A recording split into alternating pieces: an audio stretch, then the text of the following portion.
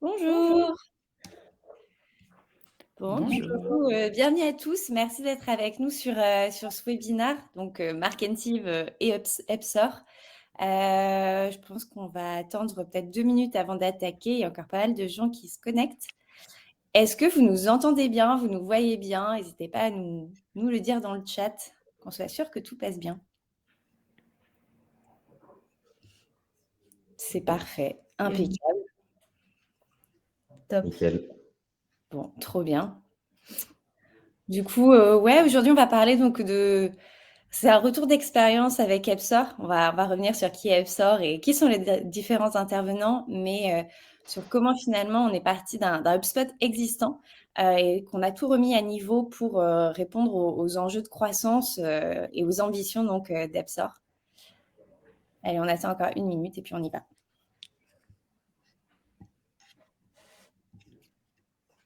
Merci en tout cas à l'équipe Markentive de nous accueillir.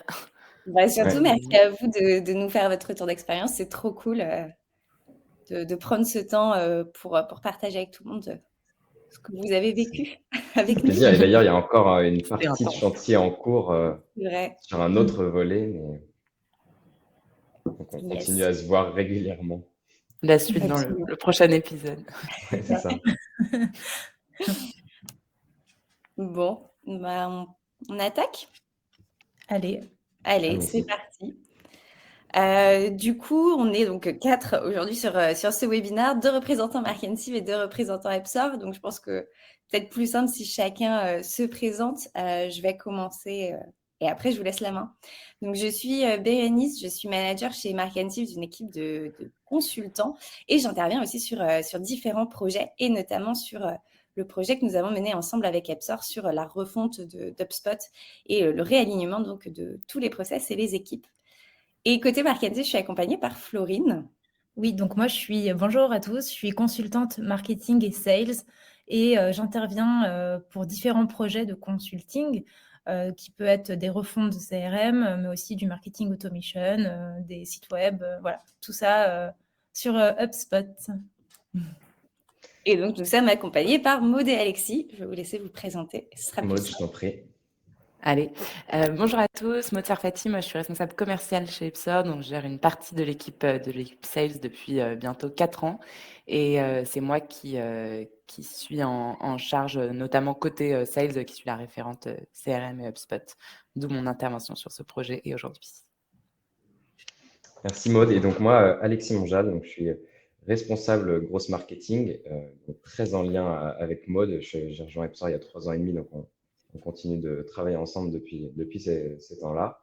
Et j'ai été sur ce projet-là responsable du projet et je chapeaute encore un petit peu. Aujourd'hui, je porte encore un peu la casquette HubSpot sur la partie surtout marketing, mais assez globale aussi. Je suis un peu HubSpot Master chez Epsor, quoi. Un peu. Clairement. Cool. Du coup, juste une introduction hyper rapide. On allait un peu trop vite sur les slides de qui sont Markentive et Epsor. Donc, Markentive on est une boîte un peu un hybride entre un cabinet de conseil et intégrateur avec une spécialisation HubSpot, mais aussi une partie agence donc de marketing et de grosse marketing. Ça fait 10 ans maintenant qu'on existe et on est 40 consultants avec des compétences on va dire, diverses et variées, surtout en donc, développement, front et back, design, et puis bien sûr CRM, marketing automation et sales ops. On a accompagné à peu près 300 clients pour l'instant dans leur projet de croissance. On a une offre qui se découpe autour de 4 piliers qu'on a appelé donc le Resolve, Build, Execute et Learn, qui sont finalement notre approche rebelle. La première partie, ça va être vraiment quelle est la problématique. On cherche à identifier le problème, donc à travers du consulting pur, à travers différents audits. Ensuite, on passe dans une démarche vraiment de construction des process. Et aujourd'hui, particulièrement, ce dont on va parler, c'est la construction, donc un revamp d'HubSpot et de nouveaux process en mode RevOps, donc du marketing jusqu'au CSM. Dans la partie exécute, on est plus dans la mise en place, l'accompagnement et les actions vraiment concrètes. Et puis, l'idée, c'est aussi surtout de toujours accompagner nos clients dans leur autonomie et notamment à travers le dernier pilier qui est le Learn et les formations personnalisées qu'on propose. Du coup, je vous laisse peut-être dire un petit mot sur Epsor. Oui, du coup, pour présenter Epsor et puis vous expliquer aussi un peu où on en est en termes d'organisation, de niveau de développement, pour que vous puissiez plus ou moins vous projeter par rapport au use case qu'on va vous présenter. Donc, Epsor, on est une fintech qui a été créée en 2017. On propose de l'épargne salariale et retraite, des dispositifs pour les entreprises, pour qu'elles gèrent l'épargne de leurs salariés. Donc, on est vraiment en B2B2C. Nos clients sont des entreprises et nos utilisateurs finaux des salariés. On est bientôt 100 collaborateurs. On a fait 3 levées de fonds. Et voilà, on est organisé aujourd'hui côté commercial et globalement au sein d'un pôle revenu avec une équipe marketing d'acquisition à laquelle est rattaché Alexis, une équipe avec 4 personnes, une équipe SDR en cours de constitution qui est arrivée assez tardivement, qui compte aujourd'hui 2 personnes, mais qui a 4 mois d'existence, cette équipe. Une équipe sales où on est une dizaine, segmentée par taille d'entreprise. Et donc une équipe, on va dire TPE, une équipe mid-market et une équipe grand compte. Et ensuite, une équipe qu'on appelle CSM B2B, qui est un peu un équivalent account management, qui prend le relais ensuite pour la gestion des clients, sachant que notre équipe commerciale, elle est vraiment exclusivement newbies, en tout cas aujourd'hui. Voilà rapidement sur Epsor. Et donc, en termes de clients, comme je le disais, on s'adresse vraiment à toute taille d'entreprise, de 1 à plusieurs dizaines de milliers de salariés. Merci Maud. Et du coup, effectivement, on a une histoire avec HubSpot chez Epsor, puisque je pense que depuis que tu es arrivé, Maud, donc il y a à peu près 4 ans, on est sur HubSpot. Et on a fait appel à Marketive on a commencé à se voir il y a 4-5 mois maintenant, et on a commencé le chantier peut-être il y a plutôt 3-4 mois. Et on a commencé à se voir parce qu'on avait effectivement des besoins, puisque 3 ans et demi d'HubSpot où on apprenait en marchant, ça créait forcément des frustrations et des besoins. Et des besoins, on en avait parce que d'année en année, on a empilé un petit peu des façons de faire un peu maison, et on a aussi progressé et maturé un peu notre business finalement chez Epsor et notre façon de fonctionner. Et on s'est rendu compte qu'on avait besoin d'une expertise pour aplatir nos process et les implémenter dans HubSpot. On y reviendra plus tard, mais globalement, on avait de plus en plus d'erreurs de synchronisation, des process qui s'accumulaient, qui n'étaient pas forcément hyper clairs. Et on allait accueillir la création de certains pôles, des équipes de plus en plus structurées et de plus en plus nombreuses finalement, avec de plus en plus de personnes dedans. On continue à recruter de façon assez massive. Et donc l'idée au global, c'était surtout de créer une instance assez stable, pérenne, et d'améliorer la qualité de la data pour nous permettre d'être, le fameux mot data-driven, puisque ça devenait un peu compliqué de se piloter. On en venait à faire des exports de CRM pour retravailler la data sur des Google Sheets ou des Excel. Ça devenait très chronophage, et c'était surtout ça qu'on voulait améliorer, c'était faire évoluer ces process et nous permettre de nous piloter de façon complètement automatisée via HubSpot. Du coup, merci pour l'introduction et sur le contexte et la présentation de nos 2 entreprises.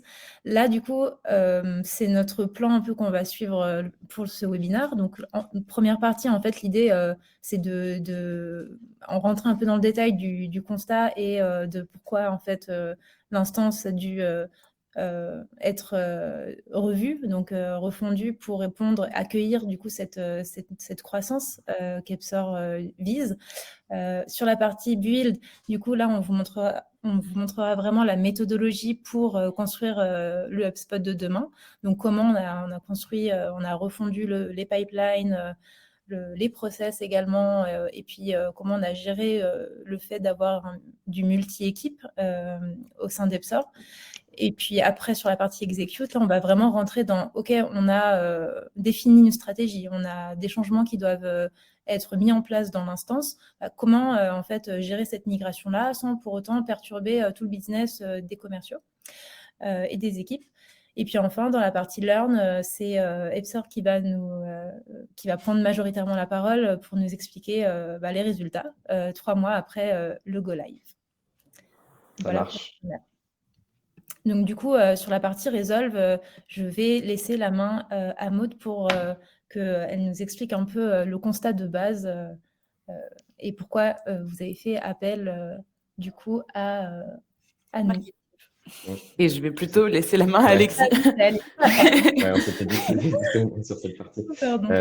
Merci Florine et Maud. Effectivement, donc j'en ai dit quelques mots précédemment, mais on avait un constat que je peux approfondir un peu et j'espère que certains d'entre vous allez vous retrouver dans ces cas-là ou certains de ces cas-là. Mais bon, déjà, ce qu'il faut savoir, c'est quand on a fait appel à Marketive, on n'avait pas forcément une vision cible très précise du HubSpot qu'on voulait. On avait quelques pistes. Notamment, en fait, on avait des idées assez précises sur la partie sales. On savait que on voulait ouvrir des transactions quand on avait un niveau de confiance élevé dans le fait qu'on pourrait closer et donc gagner une transaction malgré des cycles de vente assez longs chez Epsor, puisque globalement, c'est autour de 9 mois. Ça, c'était hyper important pour nous parce que on ouvrait des transactions dès lors qu'on commençait à échanger avec un prospect, de façon évidemment pas juste un appel de courtoisie, mais dès lors qu'on commençait à avoir un échange. Et en fait, on s'est rendu compte qu'on avait besoin d'une méthodologie sales un peu plus approfondie. Ça s'appelle le DANT. Je ne sais pas si on va le BANT, pour ceux qui connaissent, mais on aura peut-être l'occasion d'en parler. Mais bref, notre vision cible, c'était pour les sales d'ouvrir des transactions lorsqu'on savait qu'elles allaient pouvoir closer rapidement. Et donc, de pouvoir qualifier et disqualifier un prospect avant d'ouvrir une transaction. Et on voulait également aussi se piloter de façon assez héroïste sur nos prospects et nos transactions. Et donc, de pouvoir estimer et prioriser un prospect et une transaction en fonction du chiffre d'affaires finalement que ça allait rapporter chez Epsor. Donc ça, c'était notre vision cible du chantier de refonte, mais qui est quand même assez éloigné de comment ça allait finalement s'implémenter côté HubSpot. Et côté market, on voulait distribuer des leads les plus qualifiés possibles aux sales et de la façon la plus automatisée possible, puisque ça devenait des process assez lourds, assez manuels de requalification des leads, de passation des leads aux sales. Donc voilà, on voulait nous aussi être capable de prioriser nos leads et les actions commerciales que le marketing allait faire parmi ces leads. Et évidemment, au sein de toutes ces étapes, on voulait de la data pour pouvoir tout piloter et donc pouvoir identifier les points de friction, de frustration, etc. Donc, on n'avait pas de vision cible. Par contre, on avait quand même une liste de problèmes assez majeurs. Je peux vous en citer quelques-uns. On avait beaucoup de propriétés qu'on a créées au compte-gouttes petit à petit parce qu'on se disait, en fait, il nous faut une propriété pour faire ci, il nous faut une propriété pour faire ça. Et à la fin, on se retrouvait avec des doublons de propriétés qui n'avaient pas le même nom, qu'on avait créé, puis finalement pas utilisé, puis recréé plus tard sans s'en rendre compte parce qu'on se redisait que ce besoin était essentiel. On avait des reformulations, on avait des listes de propriétés avec des choix assez proches, pas forcément hyper explicites. On avait des propriétés aussi pas forcément très bien formatées. Parfois, c'était du texte alors qu'il fallait des chiffres, vice-versa, ou des formats de chiffres pas forcément très bien calés. Donc, ça ne permettait pas d'analyser de la data ou de faire les calculs qu'on voulait. Et surtout, tout ça, ça crée une adoption pas forcément évidente, notamment pour les nouveaux arrivants chez Epsor, qui pouvaient être un peu perdus dans une jungle HubSpot. Et en fait, on n'a pas forcément fait de nettoyage au fur et à mesure. On a commencé à empiler plusieurs choses identiques sans le savoir. Et c'est pareil sur des transactions parfois vieilles qu'on n'aurait peut-être jamais dû créer, des propriétés parfois vieilles, des listes qu'on crée à gogo, des workflows d'automatisation en doublon. Donc tout ça, ça rendait une lecture du CRM plus compliquée. Et je vous disais qu'avant, se piloter sur HubSpot, c'était assez difficile. Un autre point majeur, c'est qu'on avait plusieurs pipes commerciaux parce qu'on a des typologies de clients assez différentes. En revanche, sur les cycles de vente et sur les actions commerciales pour faire avancer une transaction jusqu'à sa signature, c'était finalement la même chose. Donc, ça fait partie des choses qu'on a faites avec Marketive, mais tout rassembler en un pipe, ça simplifie énormément de choses. Ça évite de multiplier tous les workflows, les filtres, les listes, etc. Donc aujourd'hui, on a un client égale un ticket, égale une transaction, égale une entreprise, etc. Et du Voilà, du peut-être. coup, oui, du coup, je voulais réagir par rapport à ce que tu disais, Alexis. En fait, tout ce constat-là que vous aviez, nous, en début de prestation, vu qu'on ne vous connaissait pas, l'objectif pour nous aussi, c'était d'apprendre à vous connaître et apprendre à enfin, vraiment comprendre vos problématiques pour être sûr de dérouler la prestation et d'arriver à des résultats qui vous conviennent et qui sont ultra satisfaisants à la fin. Et du coup, ce questionnaire qu'on vous avait transmis, ça m'a permis aussi de récolter plein d'informations et d'adapter tous les ateliers qu'on a fait ensemble. Et justement, les questions à se poser, ce qu'on peut voir ici sur la présentation, c'est vraiment au cours des ateliers, toutes les questions qu'on s'est posées ensemble et qu'on vous a posées et donc qui ont provoqué aussi chez vous des réflexions stratégiques, hein, des besoins d'arbitrage. Et donc, du coup, effectivement, tout ça, toutes ces questions-là ont été posées sur la table et donc ça a permis d'acter les choses et d'acter des modifications structurelles, enfin structurantes sur le HubSpot. Ouais, Exactement.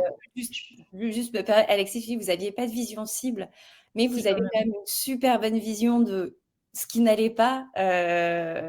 Et je pense que c'était aussi important pour nous de comprendre votre business et vos enjeux et pas juste de partir des problèmes. Parce que bon, régler un problème d'un côté pour en créer un autre de l'autre, ça n'a aucun sens. Donc ces questions nous ont permis aussi d'avoir une vision globale au-delà de vos problématiques au quotidien, comment vous fonctionnez, quels étaient vos process, quelles étaient les équipes, pour vraiment adapter la réponse, bon, en incluant évidemment une résolution des problématiques identifiées. Ouais, exactement. Et puis je pense que à partir du moment où on s'est dit qu'on travaillerait avec vous, nous, ça a enclenché pas mal de réflexions de notre côté, et puis ça a permis aussi de mettre à plat finalement tous les points de friction, tous les problèmes qu'on peut avoir au quotidien et en fait auxquels on peut complètement s'acclimater parce que en fait on fait vite avec et quand on les pose à plat et qu'on voit la liste et qu'on se dit Waouh, en fait on perd beaucoup de temps et il y a beaucoup de choses qu'on n'arrive pas à faire et qui sont pas normales par rapport à l'utilisation d'un CRM comme HubSpot qui pose quand même beaucoup de choses.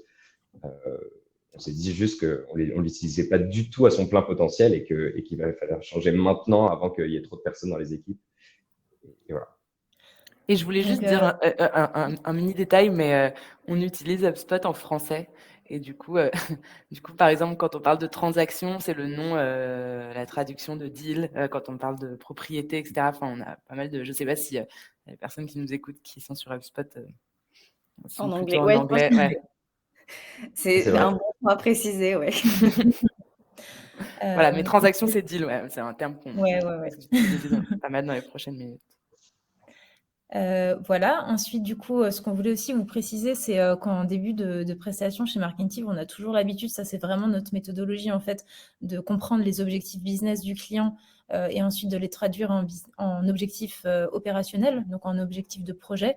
Et en fait, de cette manière-là, on s'assure qu'on comprend bien les enjeux du client et puis qu'on arrive à la fin à avoir quelque chose qui correspond à ce que le client avait en tête. Donc ça, c'est vraiment quelque chose de fondamental pour nous et qu'on applique pour chaque prestation et chaque client. Donc voilà, après, là, on a mis un exemple plutôt classique, hein, que du coup, finalement, on souhaite augmenter son nombre de deals et puis aussi le montant de chaque deal et que du coup, donc transaction ou transaction en français, et que du coup, derrière, qu'est-ce que ça va impliquer de manière opérationnelle?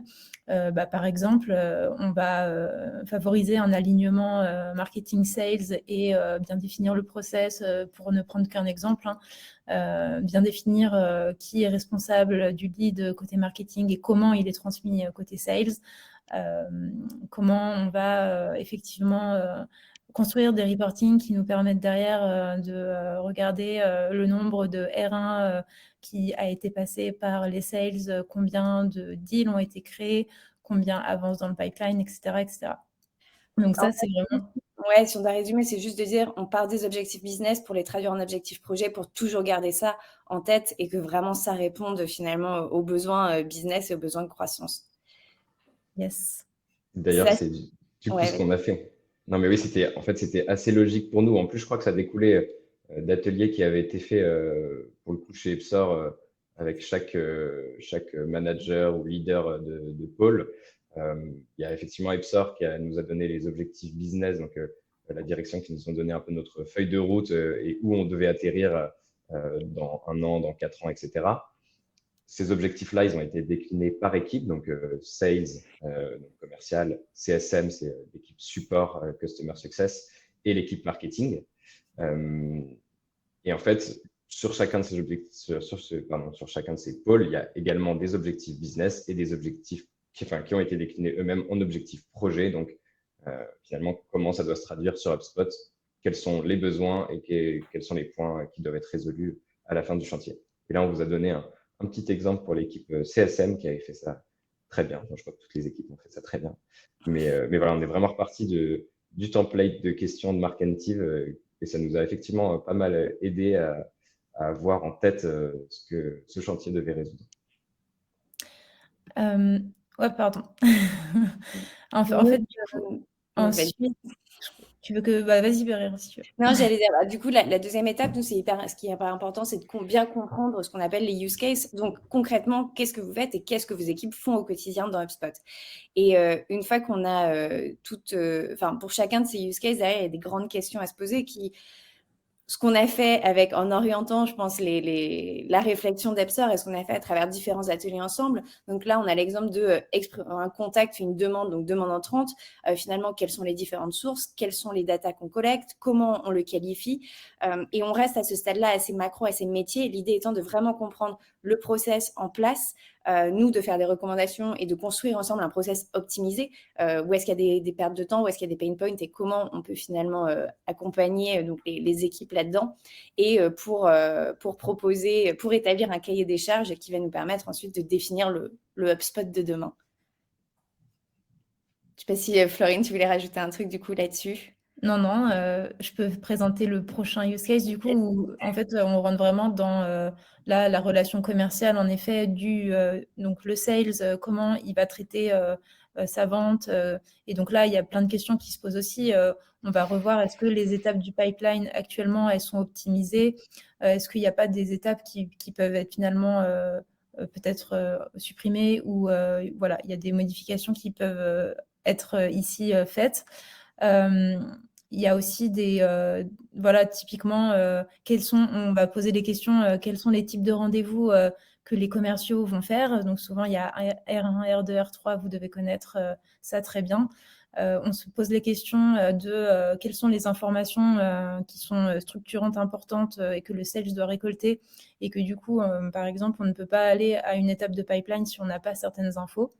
Et puis les automatisations aussi, effectivement, est-ce qu'il y a des relances qu'on veut automatiser voilà. Et ça, on se pose toutes ces questions-là et puis ça donne un nouveau pipeline. Et donc là, en l'occurrence, on avait aussi 3 ou 4 pipelines, peut-être, je ne me rappelle plus exactement combien, mais on a effectivement, on est tombé sur un pipeline. Et c'est vrai que c'était hyper utile et précieux de prendre un peu de recul pour identifier ces use cases, à la fois simplement en termes de process, qu'est-ce qui se passe quand j'ai une demande entrante, qu'est-ce qui se passe quand je signe un client et que je dois le passer à l'équipe CSM. Et ça vous nous avez beaucoup aidé là-dessus. Et même ça nous a amené aussi à réfléchir plus globalement sur les use cases aussi de côté client Epsor et vraiment le cycle de vente et être sûr d'avoir un pipe qui était le plus fidèle possible à notre cycle de vente et à l'expérience client Epsor derrière. Et typiquement, oui, c'est vrai que sur la partie passation d'un deal au sales et au CSM, ça nous a vraiment permis d'identifier, effectivement, quand on a soit un transfert d'un dispositif d'épargne salariale ou un équipement, donc une première mise en place, voilà quelles vont être les différentes étapes et comment ça va se traduire dans le CRM, quelles sont les informations dans chacun des cas qu'on va devoir transmettre à l'équipe CSM, comment être sûr que du coup on ne fait pas de la double saisie et que nous on ne va pas mettre des infos dans une note qui vont être retapées derrière par le CSM et donc bien synchroniser tous les champs, automatisés aussi pour que la passation soit la plus fluide possible, etc. Donc, c'est vraiment le fait d'avoir déjà identifié ces use cases, ça nous a permis déjà, nous, d'avoir un HubSpot qui ressemblait le plus possible à notre cycle de vente et puis de gagner en efficacité. ensuite, sur le... Ah ouais. Vas-y. J'allais dire, ouais, un des enjeux aussi, et Maud, finalement, enfin, ça fait totalement le lien avec ce que tu viens de dire, c'est qu'on avait le multi-équipe, et c'est vrai qu'on a cette tendance naturelle à se dire, plus le nombre de personnes qui vont bosser sur HubSpot va être important, plus ça va apporter de la complexité. Et en fait, on a vraiment cherché ensemble à définir le rôle de chacun. À quel moment s'arrêtait le rôle, par exemple, du SDR et commencer le rôle des sales, ou à quel moment se faisait la passation entre sales onboarding ou onboarding CSM. Et ça, c'est quelque chose qui est hyper important, je pense, dans une structuration HubSpot au global, puisque ça permet, de s'assurer qu'il n'y a pas de trou dans la raquette et qu'on n'a pas des contacts ou des entreprises qui sont un peu laissées à l'abandon à un moment. Et puis aussi de comprendre qui a la responsabilité de maintenir quoi, tout en créant un peu le HubSpot de demain, puisque l'idée, c'est d'avoir quelque chose où demain, vous recrutez 300 personnes, on sait où vont ces 300 personnes et on sait tout ce qu'ils vont pouvoir gérer. Donc ça, c'était quelque chose qui était vraiment hyper primordial pour nous et sur lequel on a passé pas mal de temps. Il y a eu pas mal d'arbitrage de fait lors de nos différents ateliers. Donc c'est, je pense, un point à bien garder en tête. Carrément. D'ailleurs, je ne sais pas si ça a été dit pendant ce webinaire, mais sentez-vous libre de nous poser vos questions et il y en a certaines qu'on traitera au fil de l'eau et peut-être d'autres à la fin. Je crois qu'il y a un temps dédié pour ça, c'est ça? C'est ça, yes. Et puis même si on n'a pas le temps, au pire, pour les questions, on les garde toutes et on vous répondra par mail derrière, sachant qu'en plus, vous allez avoir donc la présentation et l'enregistrement en follow-up. Mais n'hésitez pas. Carrément. Parce que je pense qu'on a un business B2B avec un cycle de vente assez long, mais en fait, qui est quand même, notre fonctionnement, notre structure, et notamment sur HubSpot, est reproductible dans pas mal de cas d'entreprise concrètement. Exactement, ouais. Et donc, du coup, là, on a vu la partie construction, enfin, la partie, pardon, où on se posait les questions. Et donc, maintenant, on va rentrer un peu dans la méthodologie de construction, justement. Ici, on a voulu juste vous mettre un petit exemple de planning. Donc, parce que quand on se dit on va refondre l'ensemble de notre CRM, faut savoir un peu à quoi on s'attend en termes d'échéance, en termes de temps, de préparation du côté client. Et donc voilà, nous avec Epsor, ça s'est déroulé comme ça, donc sur 3 mois à peu près, comme vous pouvez le voir. Il y a eu des préparations donc pré-kick-off, kick-off, et puis ensuite on a eu des ateliers où on rentrait vraiment dans le dur des sujets, où on a vu les aspects gouvernance qu'on vient de voir, les aspects plutôt data model. Donc on appelle ça data model, c'est l'ensemble des propriétés, tout ce qui est life cycle stage et lead status, c'est des propriétés qui permettent de suivre qui est responsable du traitement du contact et donc tous les aspects également data quality qui viennent avec. Un atelier 3 sur du coup les deals et les tickets, et toutes les automatisations, les pipelines et les besoins en termes de forecast. Et puis enfin, un atelier reporting. Et là, c'était plus en effet une restitution en fait globale de tous les ateliers et de toute la stratégie CRM et CSM pour Epsor, avec un gros plan de déploiement, une grosse to-do list d'implémentation et de modification dans HubSpot. Et puis enfin, une fois que tout ça a été fait, une formation, on reviendra plus en détail après sur comment on a géré ça. Ouais. Et du coup, de notre côté, je pense que ça peut vous intéresser aussi, mais de notre côté, comment on a géré ça? Il y avait donc un leader, chef de chantier en l'occurrence, qui était moi, et un représentant de chaque pôle. Donc il y avait Maud côté commercial, Pauline côté CSM, Timothée côté marketing. Je vais beau être dans l'équipe marketing, c'était bien d'avoir quelqu'un qui est chef de chantier au global et qui va être là aussi pour cadrer les ateliers, pour rappeler à chacun de faire ses devoirs en gros. Et pour être aussi sur la partie opérationnelle et d'avoir un représentant de chaque pôle qui va prendre de la hauteur, se poser les bonnes questions et fouiller un peu dans l'instance existante, etc. Et donc, avant chaque atelier, certains ateliers concernaient tout le monde, notamment ce qui était kick-off et à la fin.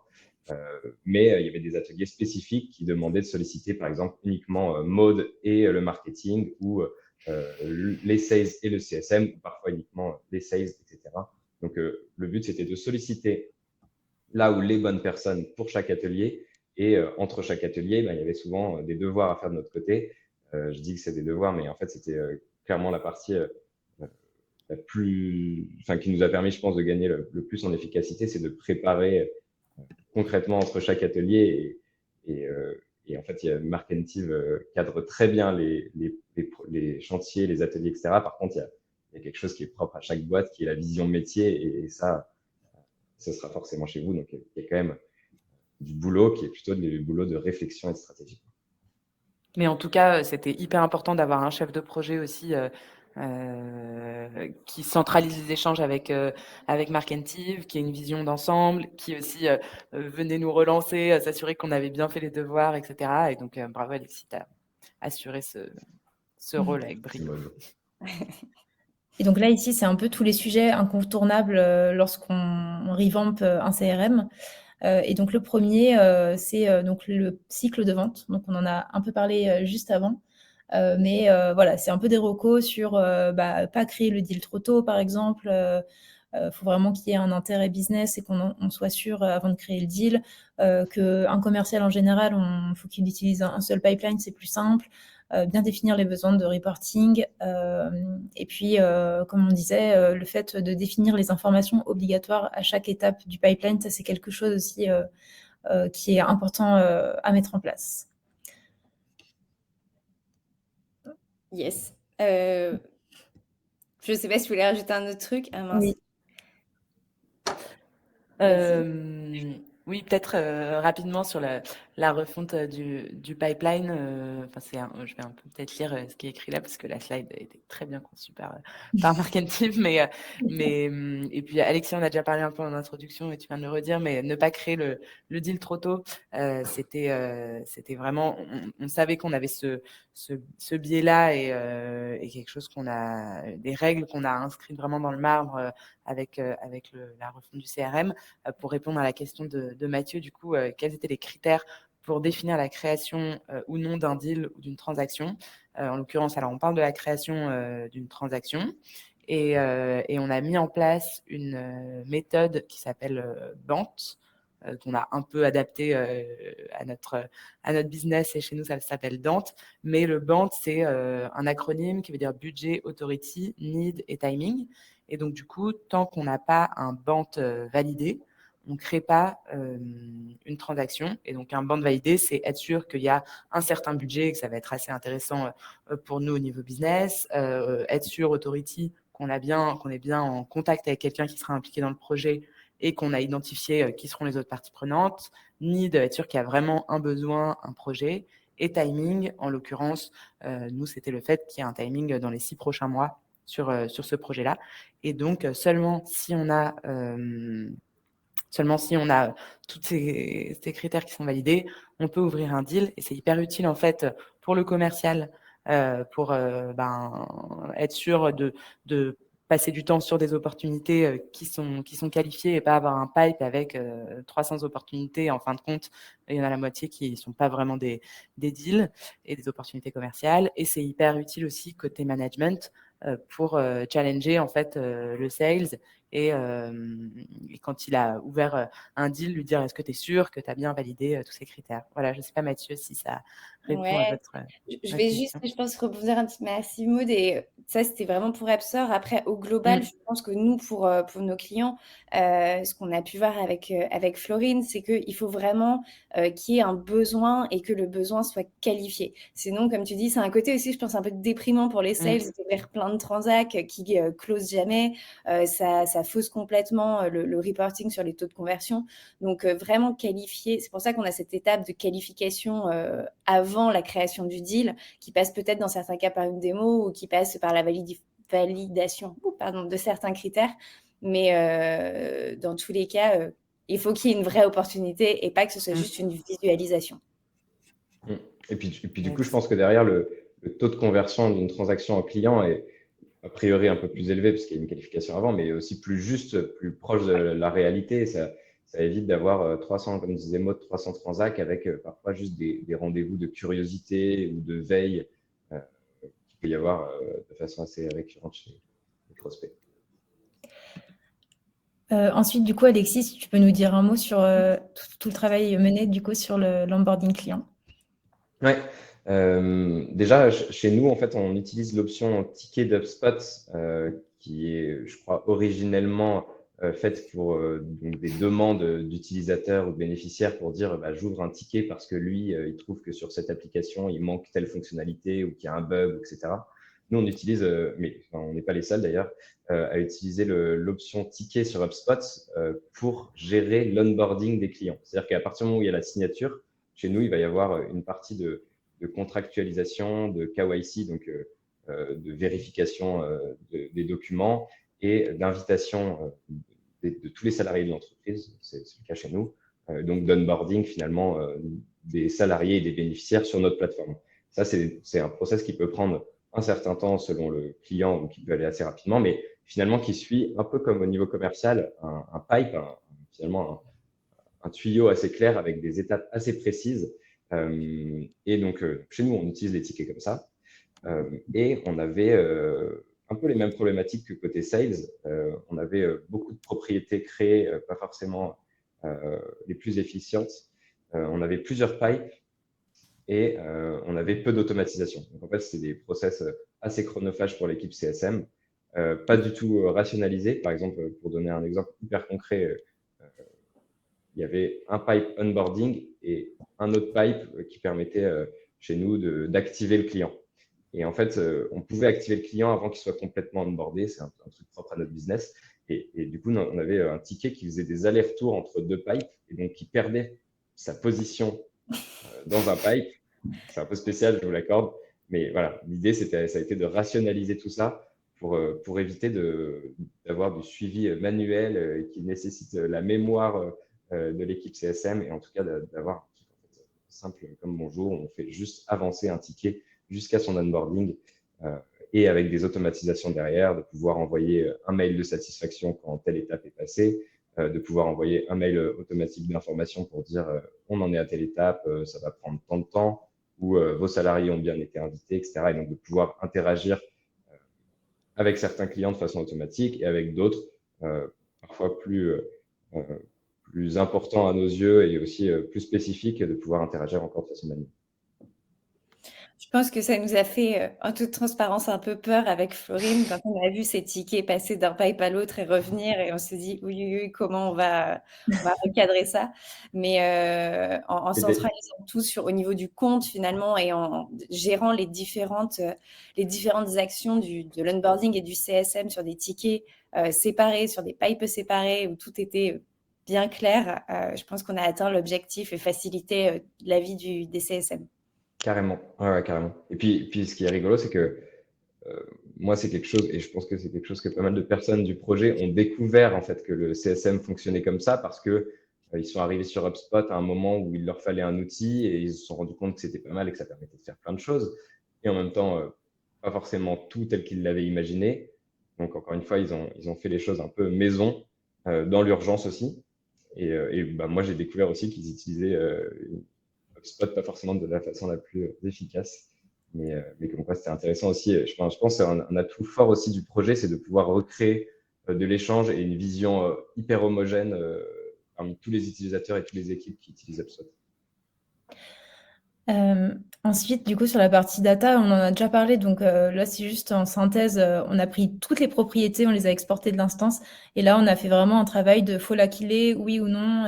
Et donc, on a acté ça. On a aussi vu des nouveaux besoins de propriété. Et puis, on a utilisé, je ne sais pas si vous connaissez, mais les vues personnalisées par équipe. Comme ça, chaque équipe voit uniquement les infos qui lui sont nécessaires. Et puis ensuite, on a fait pas mal de workflow copy entre objets pour éviter la double saisie. Donc voilà un peu ce qui était en rapide mené sur la data. Et donc sur le reporting, je sais pas si... Un peu, oui, le même exercice. On en avait un peu partout, plein de dashboards et de rapports dans tous les sens. Donc, on a fait ce travail d'harmonisation, éviter que chacun regarde des dashboards différents et se crée ses propres dashboards. Donc, en partant d'abord de quelles équipes allaient avoir besoin de suivi. Donc, on a identifié CFO, Sales, Marketing et CSM. et SDR, mais ça va dans marketing. Et puis ensuite, chacun a fait l'effort de définir, a fait un peu une commande de définir les KPI qu'il voulait suivre. Et ensuite, on a mis tout ça au propre et on a défini comme ça une dizaine, on va dire, de tableaux de bord qui sont bien partagés, connus par tous. Et on sait dans quel tableau de bord on va trouver quelle information.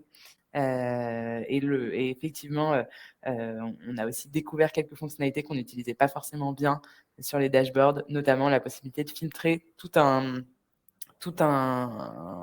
dashboard en fait, par propriétaire ou par période, là où à chaque fois nous on allait par équipe, là où on allait nous sur chaque rapport appliquer des filtres.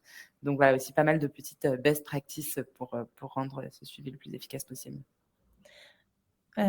Merci Maud. Et du coup, dernier mot sur le process. En fait, à chaque fin de prestation, nous, ce qu'on fait, c'est qu'on met en place vraiment des guidelines précises par équipe. Et du coup, comme ça, chacun sait ce qu'il doit faire. On sait où est la responsabilité du lead qui va devenir un client à chaque moment donc, de la Customer Journey. Et donc, vraiment, c'est qu'est-ce que la personne doit faire dans HubSpot. Vraiment, on l'accompagne pas à pas et on rédige ces guidelines, et ce qui permet d'avoir justement un usage uniforme de HubSpot. Et en fait, on reprend nos fameux cas d'usage pour dire concrètement dans ce cas qui est en charge, quel est le déroulé, quels sont les outils mis à disposition. Donc, je ne sais pas encore si ça a été utilisé pour des nouveaux arrivants, mais l'idée, c'est vraiment d'avoir aussi un peu des petites fiches pratiques, how-to, pour donner une vision de demain, j'arrive sur l'instance, je ne sais pas du tout, j'arrive chez Epsor, comment je fais pour qualifier mon contact, j'ai une demande entrante, comment je dois la récupérer, enfin voilà, tout ce genre de choses. Voilà pour la partie du coup cadrage, et ensuite on passe à la partie execute. Donc c'est vraiment, on s'est mis d'accord sur une stratégie. Maintenant, comment on la met en place dans HubSpot. Et du coup, en général, on prépare un plan de déploiement qui liste vraiment toutes les actions qu'on doit mettre en place. On a, dans le cas d'Epsor, du coup, vu qu'il y avait un existant qui était très important, en fait, on a tout préparé en fantôme, on appelle ça comme ça dans HubSpot. On a créé les nouvelles propriétés, on les a renommées en new, les hold, on les a renommés en hold devant. Ensuite, on a préparé des vues par équipe, on a créé des équipes. Donc voilà, on a vraiment fait un peu en mode fantôme pour que tout soit prêt et qu'en un jour, en fait, on puisse faire la migration. Et que du coup, ça s'enchaîne super bien avec la formation. Donc en fait, la migration, c'était le 7, je crois, décembre. Et puis le lendemain, le 8, on a formé les équipes. Donc ça s'est fait super rapidement. Et donc tout ça, parce que beaucoup de préparation en amont, quoi, bien sûr. Oui, et le jour J, il fallait que appuyer sur les boutons activés, mais c'est parce que tout a été fait avant. C'est ça, c'est pas en une journée non plus. Il y a quand même un énorme travail de prep. Je pense qu'on a même fait, comment dire, on a tout revérifié 1000 fois. On s'est dit, est-ce qu'on n'oublie rien pour finalement appuyer sur le bouton. Et juste pour la question, ouais. Ouais, j'allais dire, alors c'était pas vraiment c'était une migration d'HubSpot à HubSpot sur la même instance, et en fait c'était vraiment des anciens process, anciens pipelines, anciens champs, anciens workflows, tout vers les nouveaux. Donc on devait bosser sur vraiment une instance HubSpot qui était en production, que les sales utilisaient au quotidien, d'où le challenge de pas empiéter. Exactement, ouais. Et ensuite, quelques tips, parce que le temps défile, quelques tips pour la formation. Donc, ce qu'on conseille, c'est de bien préparer les équipes et booker juste après la migration, comme on disait, la séance. Au minimum, prévoir 3 heures, mais nous, on a fait des demi-journées avec Epsor, et donc vraiment sensibiliser les équipes pour couper avec le business et être bien vraiment focus. Et ensuite, faire intervenir aussi la direction pour montrer l'importance du CRM dans la stratégie de la boîte. Et puis, suite à la formation, et Epsor va vous en parler, c'est vraiment tout l'aspect gestion du changement, conduite du changement qui est primordial. Et donc, on va en parler juste après. Juste pour la partie faire intervenir la direction, ça, on l'a vu chez Epsor, mais aussi sur d'autres projets. On a vraiment besoin d'avoir des managers qui sont sponsors de ce changement et qui eux-mêmes se jettent corps et âme dans ce changement pour que les équipes suivent et que ce soit finalement l'adoption soit un succès. Et du coup, on passe au Learn. Et donc là, je vous laisse la main, Alexis et Maud, pour nous parler un peu des résultats. Effectivement, les résultats, je pense que c'est écrit là, mais effectivement, un CRM qui est bien pensé, c'est une donnée exploitable et du coup, ça se traduit dans des dashboards et donc ça se traduit dans la façon de se piloter au sein de l'entreprise, la façon de prioriser ses actions commerciales, la façon finalement de générer aussi du chiffre d'affaires derrière. Évidemment, c'est aussi accueillir plus sereinement des nouvelles recrues. C'est ce que je disais avant, ça a permis d'uniformiser la connaissance d'HubSpot et des pratiques au sein de tous les utilisateurs HubSpot et des équipes diverses et variées qui avaient des utilisations un peu propres à elles-mêmes et qui suivaient leurs propres règles. Donc ça a été hyper important. Rien de mieux que le terrain pour mettre à l'épreuve. Effectivement, je pense que c'est ce qu'on disait avant, c'est que si la formation, l'adoption et le déploiement a pu se faire bien, c'est parce qu'on s'est projeté un maximum avant et pendant le déploiement. Et tant mieux, en fait. On a sûrement été un peu relou parfois, mais on est allé dans le détail. On a identifié tous les cas possibles, quitte à se faire des gros nœuds au cerveau. Mais dans tous les cas, en fait, on va les rencontrer, les problèmes, les cas non identifiés. Donc, je pense que malgré pas mal de petits fixes post-déploiement, mais assez minimes, oui, on a bien anticipé le déploiement et ça, c'était super. Et en gros, ce que je voulais dire aussi, c'est que globalement, les changements, ils ont été bien adoptés, pas forcément le lendemain du déploiement, évidemment, il y a eu cette formation qui est le premier pas, mais globalement, faire adopter la nouvelle instance, c'est un truc qu'il faut faire vivre assez quotidiennement pendant les semaines, mois qui suivent la migration, donc cette fameuse conduite du changement. Il y a des règles qu'on dit ici, qu'on a érigées, mais qui sont assez universelles. C'est que la pédagogie, c'est un travail de répétition. Donc, en fait, on rabâche beaucoup chez Epsor et encore pas assez les nouvelles règles. Pour ça, qu'est-ce qu'on a fait? On a mis en place un channel Slack pour les leads de chaque équipe. Là, ils vont monter plutôt des visions assez macro, des choix stratégiques et des modifications qu'on pourrait faire demain. Il y a un channel Slack qui est vraiment pour tous les utilisateurs d'HubSpot où on peut dire nouvelles règles, c'est comme si on peut faire un peu la police, dire attention, il y a une incohérence, attention, tu n'as pas utilisé cette nouvelle règle de création d'un deal, attention, pense à bien remplir cette propriété. Et en fait, c'est un truc qui vit hyper bien chez Epsor, franchement, quotidiennement, jusqu'à les semaines et les mois qui ont suivi la migration, quotidiennement, il y avait des questions, des sales qui disaient je suis pas sûr, je me souviens plus trop, il faut bien faire comme ça, oui, non. Ça permet vraiment d'arbitrer, de faire vivre HubSpot et c'est hyper utile. Je pense qu'il va rester très longtemps ce challenge, ouais. ce channel. Ouais. Et puis maintenant, en fait, il a même complètement dépassé les questions qui auraient pu être liées à la migration faite à Markentive, mais il y a des questions au quotidien sur comment bien utiliser HubSpot. Et je pense que ça permet une très bonne circulation de l'information. C'est hyper utile. Franchement, c'est un très bon point. Et après, derrière, je vais aller vite. Après, derrière, on fait souvent des points HubSpot. Donc, nous, on a des cérémonies sales, marketing, acquisition, etc. On aborde régulièrement un sujet HubSpot, une mise à jour. On rabâche une règle. On refait un peu la police, un peu publiquement, mais voilà, c'est toujours hyper utile, quoi. Et juste pour répondre à une question de Mathieu sur d'autres solutions tierces que Slack et Notion intégrées. Alors Notion, je pense que vous l'avez pas, il est possible de l'intégrer, mais vous l'avez pas intégré. C'est plutôt les gens qui mettent des tickets sur des modifs, des besoins d'évolution, etc. Pour Slack, il y a tout un tas d'applications. Je crois que maintenant même j'ai envie de dire Teams est intégré, mais il y a tout un tas d'autres applications de messagerie interne qui sont intégrées, qui permettent d'envoyer des notifs depuis HubSpot. Mais dans ce cas précis, c'était plutôt il n'y avait pas forcément d'intégration, c'était plutôt de dire on a vraiment une chaîne dédiée pour que les gens puissent poser leurs questions, partager leurs bonnes pratiques et échanger sur les sujets HubSpot. C'était bien ça, Alexis? C'est complètement ça. Complètement ça. C'est bien résumé. Voilà, et donc en résumé, si on doit résumer un peu ce webinaire, en tout cas le use case Epsor aussi, c'est que d'abord, il faut évaluer un peu le contexte de votre CRM, comment il est utilisé, est-ce que vous avez constaté des limites. Ensuite, faire le parallèle en effet avec vos ambitions concernant votre croissance, votre stratégie d'entreprise, est-ce que ça va évoluer, est-ce que les équipes vont évoluer, les process, etc. Est-ce que, oui, en effet, est-ce que c'est le bon moment ou pas pour revamper votre CRM? Est-ce que vous avez la bande passante pour le faire? Et donc, une fois que c'est acté, il faut se poser les bonnes questions, comme on l'a vu. lors des ateliers et puis prendre des décisions. Et une fois qu'on a mis à plat cette nouvelle stratégie CRM, et ben du coup, donc prenant en compte tous les use cases qu'on a vus, le fait de prendre les use cases et de définir les process de chacun, ça permet effectivement d'homogénéiser les pratiques de tous les utilisateurs.